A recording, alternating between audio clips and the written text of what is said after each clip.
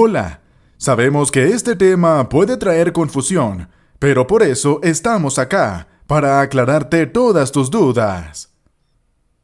El maquillaje forma parte del día a día de millones de mujeres en el mundo. La base, el rubor, la sombra de ojos, el rímel, todos estos cosméticos esconden secretos que las grandes industrias no quieren revelar porque no son de su interés. Sí, hablamos de las sustancias químicas peligrosas que contienen y que seguramente desconoces. ¡Mucho cuidado! Pero antes de comenzar, no olvides darle like al video para mostrar tu apoyo. El plomo. Si utilizas lápiz de labios, debes saber que la gran mayoría de marcas incluyen plomo a la hora de componer este cosmético. En el año 2007, la campaña Cosméticos Seguros halló el componente químico en más de la mitad de las marcas analizadas. La presencia del plomo en los lápices de labio está, por así decirlo, escondida. Es decir, si tú te fijas en los ingredientes del producto, no encontrarás nada al respecto. El plomo se aloja a través de las materias primas que están contaminadas y que se utilizan para fabricar todos los productos. En este caso, los pigmentos que ayudan a dar color a esos lápices de labios son los que mejor transportan el plomo, que puede llegar a causar, en ciertos casos a provocar, según los estudios, casos de problemas neurológicos en niños y posible infertilidad. El formaldehído. El formaldehído es uno de los productos químicos más utilizados en la gran mayoría de cosméticos. Su uso es muy frecuente a la hora de conservar los cadáveres, ya que contienen bacterias en los productos que están formados por agua y que permiten su prolongación con el paso del tiempo. Los diferentes estudios que se han realizado han demostrado su elevada toxicidad, reconociéndose como elementos carcinógenos. Eso sí, muchos de ellos no han podido estudiar su ingesta ni su papel cuando los absorbe la piel, como es el caso de algunas cremas hidratantes. Triclosan. Una de las sustancias químicas más utilizadas en la gran mayoría de desodorantes, antitranspirantes, no son lo mismo, leches limpiadoras, desinfectantes de manos y otros cosméticos, es el triclosan, encargado de acabar con las bacterias en pastas de dientes o incluso en sprays utilizados en primeros auxilios. La historia del producto es larga.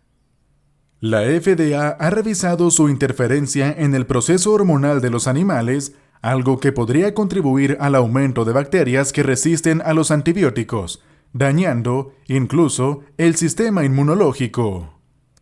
Otros estudios, mucho más contundentes, aunque minoritarios, apuntan que el uso de triclosan puede causar daño en el hígado y aumentar la posibilidad de padecer cáncer.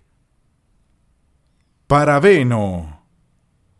Quizás sea el compuesto químico más conocido de los que puedes encontrar en esta lista. El parabeno tiene como función que los cosméticos duren el mayor tiempo posible, ya sean maquillajes, cremas o desodorantes.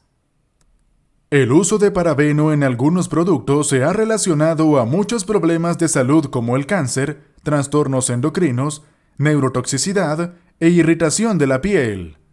Eso sí, la gran mayoría de los estudios no alertan de su utilización muy amplia en el maquillaje de ojos. Etilparabeno, metilparabeno o propilparabeno estarán entre sus ingredientes. Ftalato de dibutilo.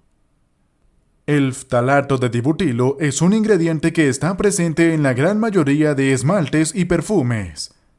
¿Su función?